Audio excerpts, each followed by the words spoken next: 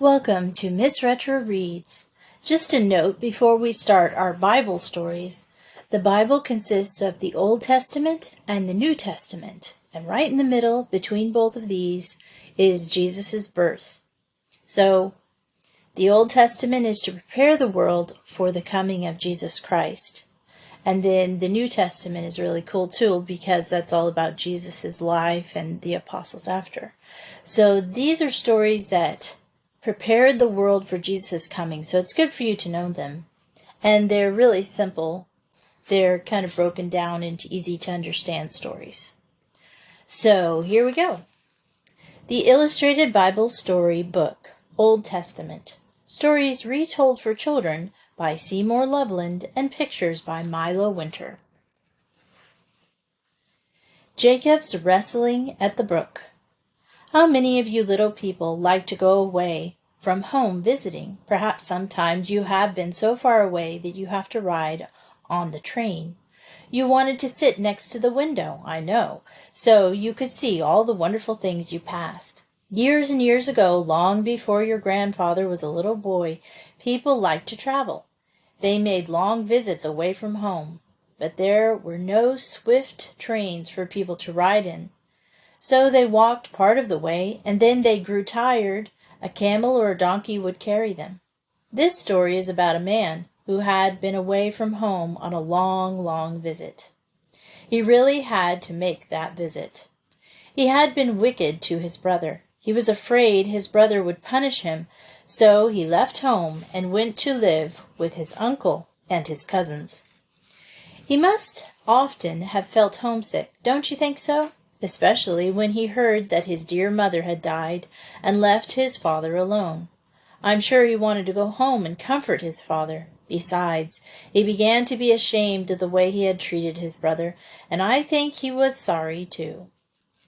When he first came to his uncle's home, the man was all alone, but he stayed there for years. He had wives, for in those far-off days a man had more than one wife, and children, and so many servants you couldn't count them, and great flocks of sheep and goats, little lambs and frisky kids, cattle, camels, and baby camels, and a pasture full of donkeys. Wouldn't you like to have been there when Jacob, that was the man's name, started back home? When you travel, a trunk is all you need, and the baggage car carries that for you. The only baggage cars Jacob had were his camels and his donkeys. The animals carried baskets or panners full of food fastened on their sides. Leather bottles of water and great pack saddles were strapped tightly on their backs. All Jacob's flocks and cattle, and his 7 sons with their mothers, must go with him. Do you remember Joseph, the boy who had such strange dreams? Oh, no, we haven't gotten to his story yet. He was a small boy when he went on this long journey with his father Jacob. He must have walked beside his mother's camel as they traveled. All the people were in great hurry when they started. They didn't want to wait a minute any more than you do when you are going somewhere. So away they marched. Some nights they slept in the wilderness, sometimes on the mountainside, but they did not care where they slept. Their houses were tents, which they always carried with them wherever they went. It was easy for them to move, and as easy to sleep wherever they happened to be when night came. Do you think you would like to live that way? It surely would save a lot of trouble. The nearer Jacob came to his home, the more afraid he grew of his brother. Esau, his brother, had really forgotten the wicked way Jacob had treated him. But Jacob could not forget. The way he had hurt his brother kept wriggling and twisting in his mind like an ugly snake. Perhaps he was sorry that he had started home. So he and his whole company halted. He decided he would send some of his servants to his brother Esau with a splendid present. That was Jacob's way of saying he was sorry. And what do you think was Jacob's gift to Esau? Droves of cattle, flocks of sheep and goats, camels and donkeys, so many of them that one man could not manage them. They had to go in separate droves, with a driver for each one. off the big present started for Esau's tents. It was growing dark, for the night was coming. Perhaps the moon was shining brightly to show them the way.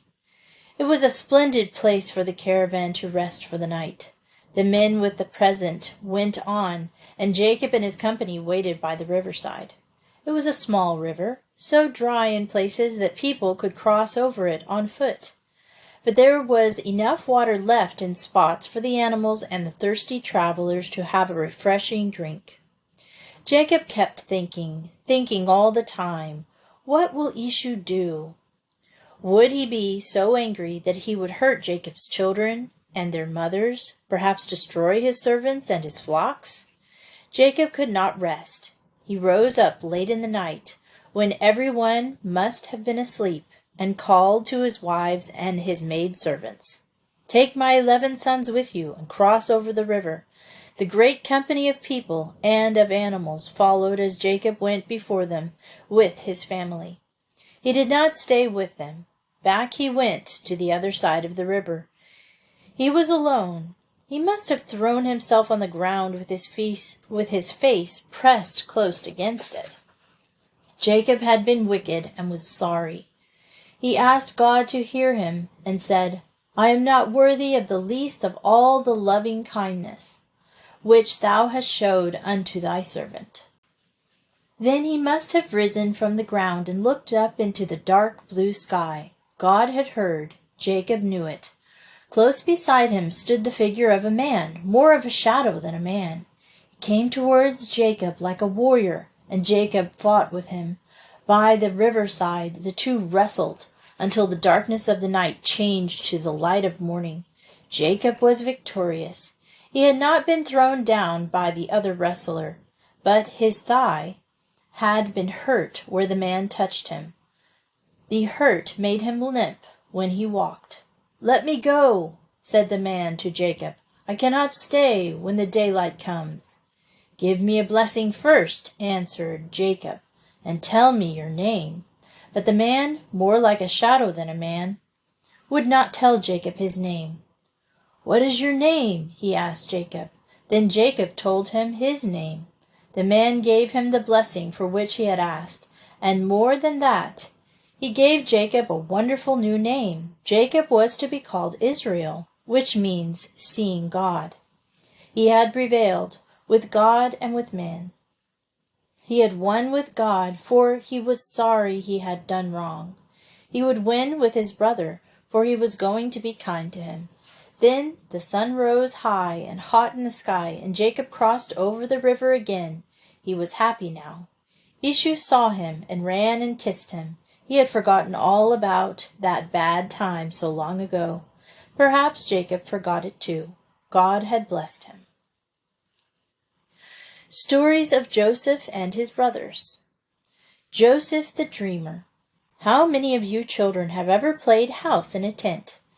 Do you know that a long time ago nearly everybody lived in tents? In those days the people moved so often it seemed foolish to build houses. Tents could be folded up easily and strapped on a camel or a donkey's back. The people always pitched their tents close to a sparkling stream of water in the middle of fields where their green grass grew. Their sheep and cattle were always a hungry lot. It was never long before the animals had nibbled away all the grass and left the ground brown and bare. Sometimes the sun was so hot that the wells and springs of water dried up. When all the grass and water had disappeared, then the people knew it was time to move. And away they went. Long lines of camels went first. Boys with their heavy sticks followed, driving the camels and donkeys. Old people hobbled along, trying to keep up with the shouting men and boys. Sleepy babies on donkeys' backs were bouncing about as they hurried along. Mothers kept calling to their children not to lag behind, and a happy dancing lot of little folks kicked up their dust with their bare heels as they hurried along after their mothers. On and on they went. They never stopped until they found fresh fields of grass and wells filled with water. One of the men who lived in a tent in those long ago days was very rich and very old. The name of this man was Jacob, and you remember he had a large family, 12 sons as well as a daughter. Just think of it. A family as big as that would never be lonesome. The 10 older sons were kept very busy feeding their father's sheep and cattle. They worked in the fields too. Jacob had wheat fields, and his sons cut the ripe grain and bound it into bundles. Jacob loved one of his boys better than all the others. He loved his son Joseph so dearly that he gave the boy a wonderful coat. It must have been soft and lustrous. It was so long that it came down to his heels. And, most wonderful of all, the sleeves were so long they almost covered his hands. Not one of Joseph's brothers had a coat like this. When they slept out in the fields, his 10 elder brothers had nothing to wear but coarse, hairy goatskins. When they were at home in their tents, they had nothing to put on but long, loose cotton shirts, which they slipped on over their heads. It made all of them very angry to see their younger brother Joseph walking about in his handsome coat. There were other reasons why the brothers hated Joseph. The older boys sometimes did very wicked and cruel things. Joseph was always good and kind. Now no one who is bad likes anyone else to be good. Then Joseph had such very odd dreams. Once he dreamed that he and his brothers were in the fields binding the wheat into big bundles. These bundles were called sheaves. Then in his dream a very strange thing happened. Joseph's sheaf stood up straight and tall, but his brothers' sheaves did not stand up. Their sheaves all came and lay down flat on the ground before Joseph's sheaf. When Joseph told his brothers this dream, they were very angry and hated him more than ever. "Does this boy think we are going to bow down to him and obey him?" they asked one another. In another dream, Joseph thought the sun and the moon and 11 of the stars left the blue sky and came to where he lay asleep. And the sun and the moon and the 11 stars kept bowing and bowing to him, as though he was a great man. Joseph said the sun and the moon, in his dream, were like his father and mother, and that the 11 twinkling stars all had faces like his brothers. Jacob, his father, and the brothers wondered how a poor shepherd boy like Joseph would ever become a great man. "Shall Joseph be like a king some day and rule over us?" the brothers asked one another. "Not if we can help it," they all answered. But the wicked brothers were mistaken. Joseph's dream did come true, and what do you think? It was his brothers who helped it to come true. Joseph sold into Egypt. I told you in the last story that the people who lived in the country where Joseph did had to move very often.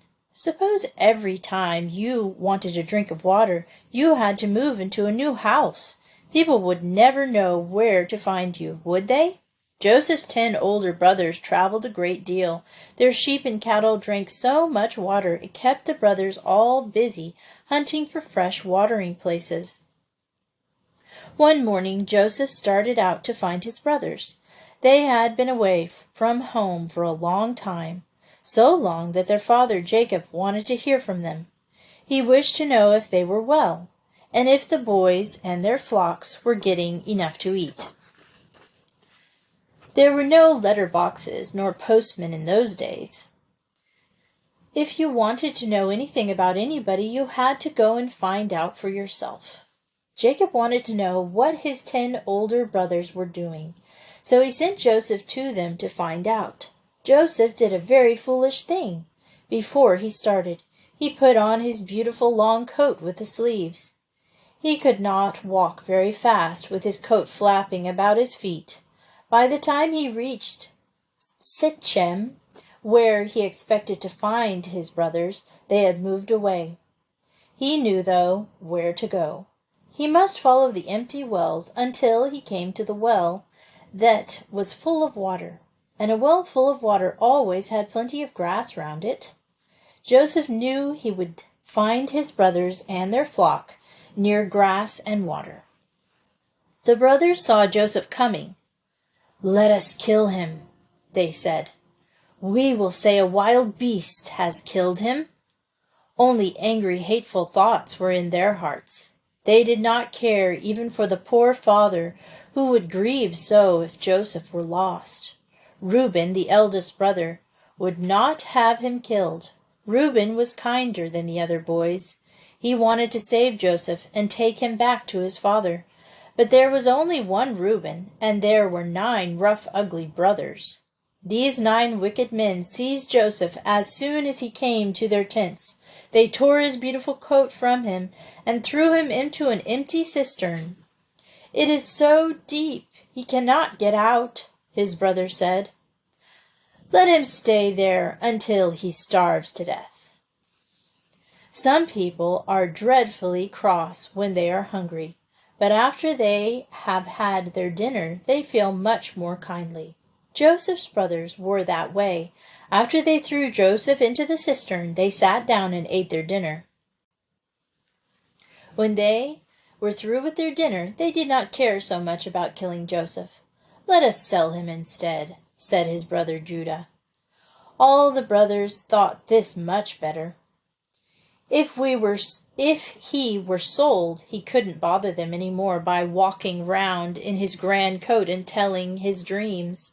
Very soon a long caravan stopped at their well. This caravan was a long line of camels and donkeys in it, men and women on their way to a country called Egypt. "Joseph shall be sold for a slave and taken to Egypt," said the brothers. Then they ran to the empty cistern and drew out the boy. While they were binding his feet so tightly that the cord cut into his flesh, a man in the caravan was counting out 20 shiny silver pieces. These silver pieces he gave to the brothers, who put them into the little bag they always carried inside their belts. Then the man who bought Joseph threw him across the back of a camel and carried him away to Egypt. Do you suppose the brothers let Joseph take his beautiful coat away with him? No, indeed.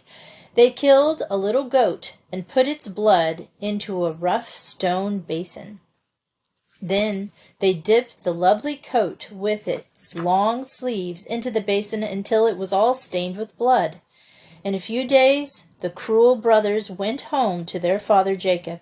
They took the beautiful, lustrous coat of Joseph and carried it, all torn and bloody, to their father Jacob. They asked him if this coat belonged to Joseph. They did not tell their father that they had torn the coat off Joseph, nor indeed they told a lie about it. They said that they had found the coat all torn and bloody in the field. Of course the poor father knew the coat as soon as he looked at it. "It is my son's coat. An evil beast hath devoured him. Joseph is without doubt torn in pieces." Then Jacob tore his own coat and put ashes on his head. He was so sad that great tears rolled down his cheeks. He said he would feel sorrowful all his life, and that he would mourn for Joseph every day. And those hard-hearted brothers let their father mourn over the young lad and believe he was dead. And all this time Joseph was alive and on his way to Egypt. The butler's dream. While Jacob was crying in his tent for his lost boy, Joseph was riding along towards Egypt on a camel's back. He was hungry and thirsty, for his brothers had given him nothing to eat or drink. How the sun did scorch his back during that day! The wind tossed tiny grains of sand into his eyes and made them smart. Poor boy, nobody seemed to care for him. No one was kind to him. But Joseph did not fret. He knew the kind, cool night was coming, and the friendly stars with their bright fingers would point the way to a well of water. And they did. The caravan stopped beside the well and rested for the night. What do you all suppose Joseph thought about as he lay down beside his camel? Perhaps he thought of his dream, when the star faces had looked so like his brothers. As soon as the caravan reached Egypt, Joseph was sold to Potiphar, one of the king's officers. Joseph was a handsome boy. He never looked cross nor sulky. His master did not put him to work in the fields, but gave him something to do in the house. "I like a cheerful face in the house," he must have said. Joseph seemed to know the very best way to do everything. His master noticed that everything did well with Joseph.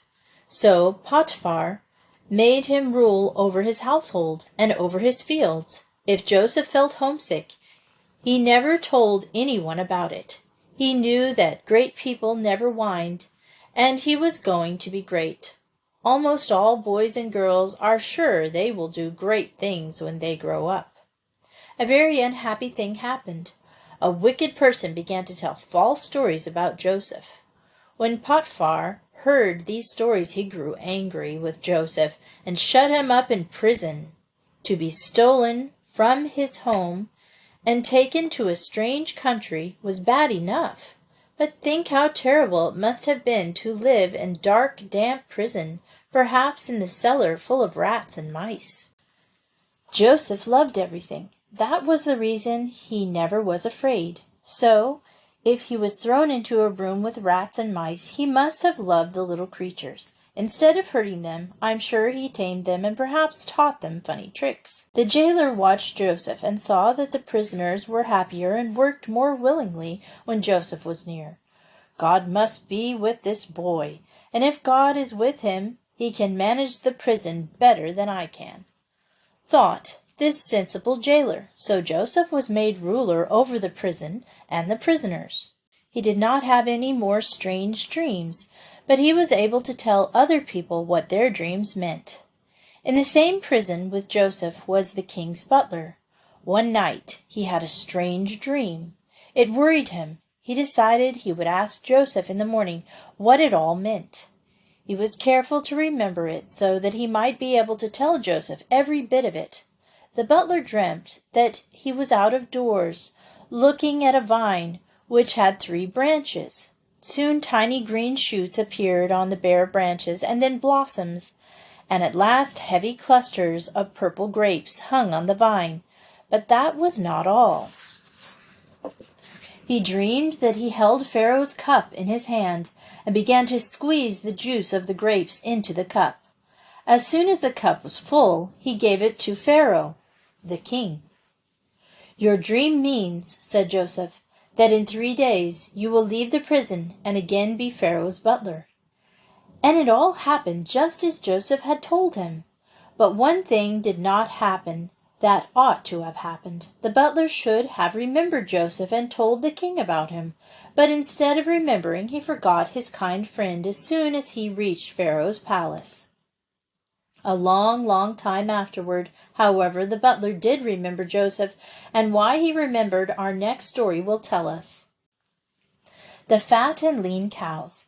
Every day after the butler left the prison, Joseph must have gone to the window to watch for him.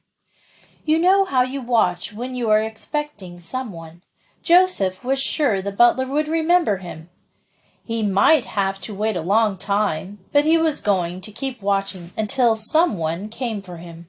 For 2 years Joseph waited. Then one day he saw some men running towards the prison. They seemed to be in a great hurry.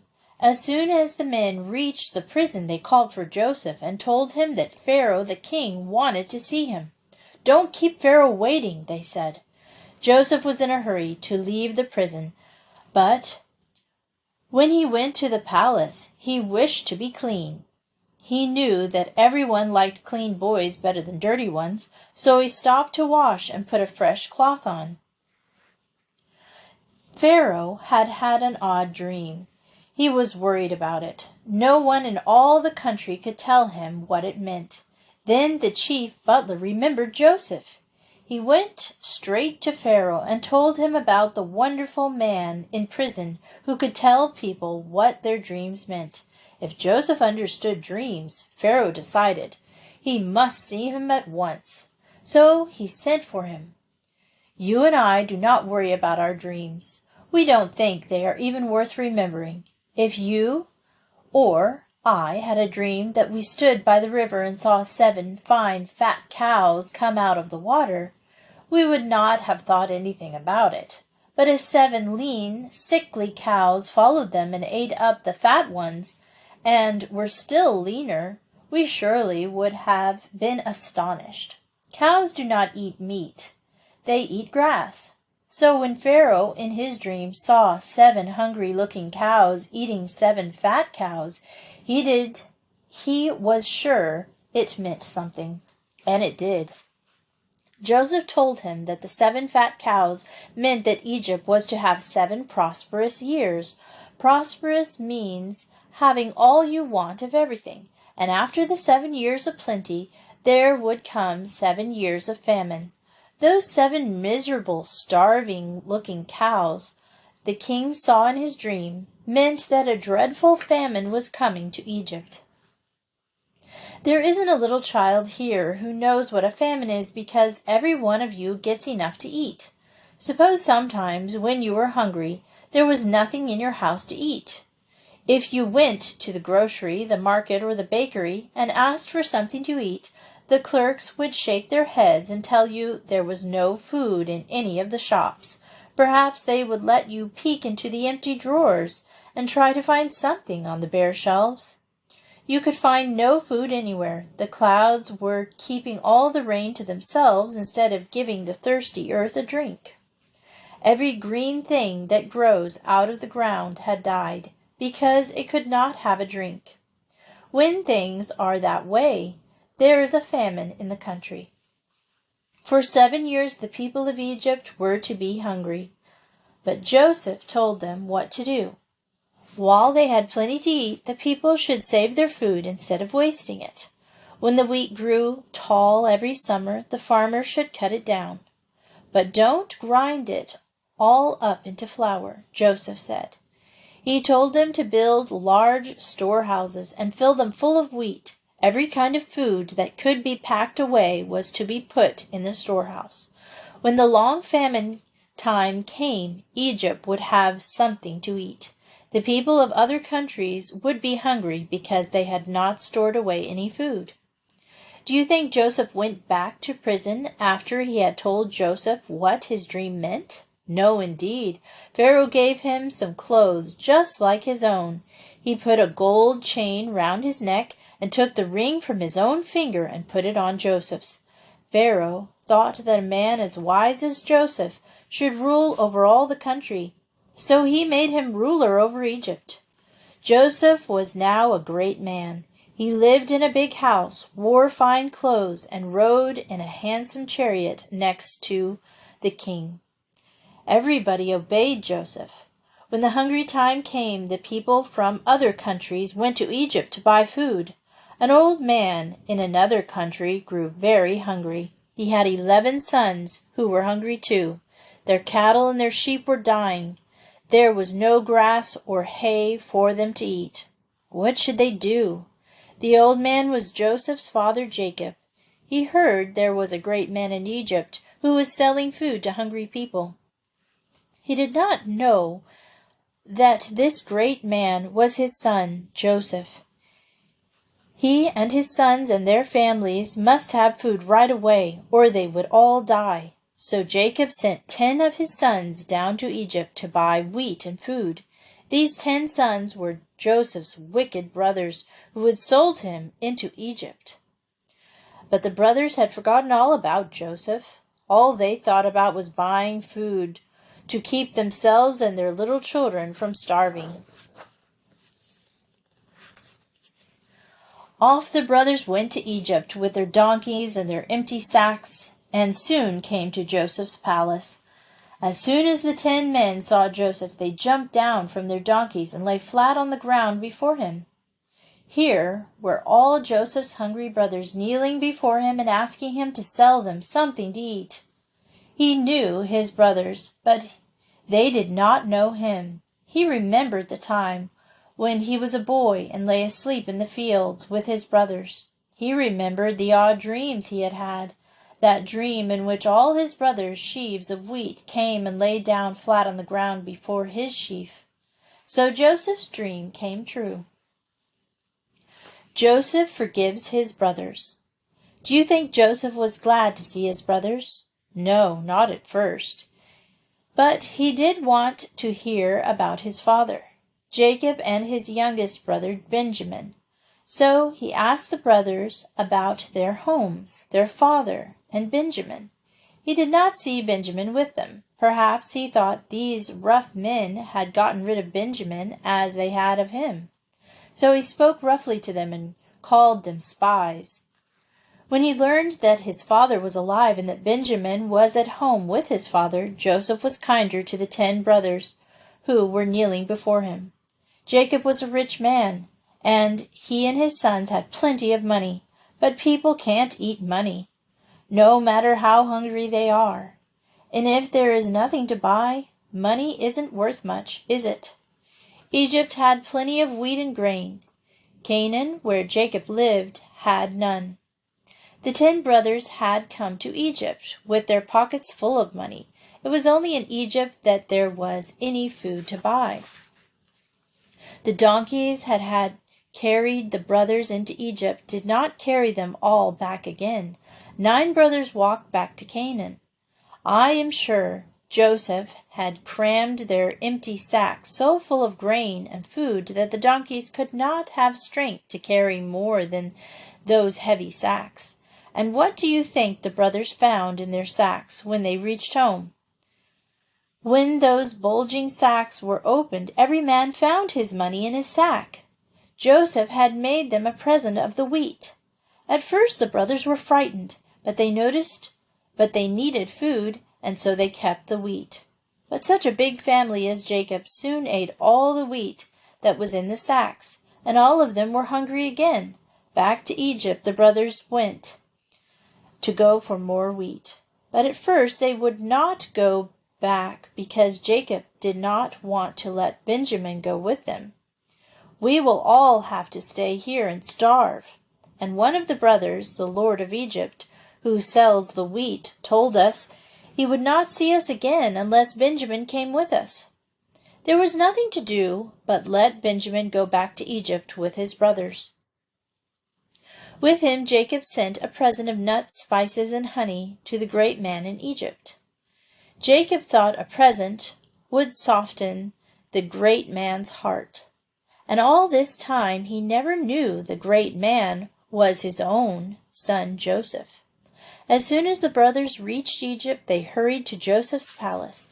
Their little children were starving at home, and they must get back with the wheat as fast as they could travel. Joseph was glad to see them because Benjamin, the brother he loved best, was with them.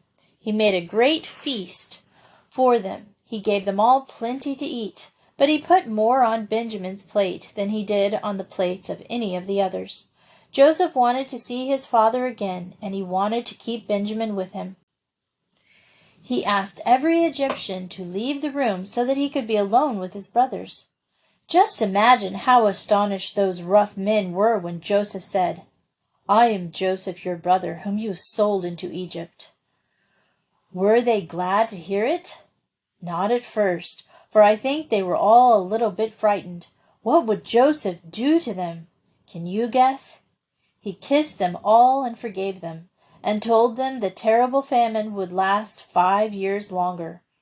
"Bring my father to Egypt," he said. "Bring your little children, your sheep, and your cattle.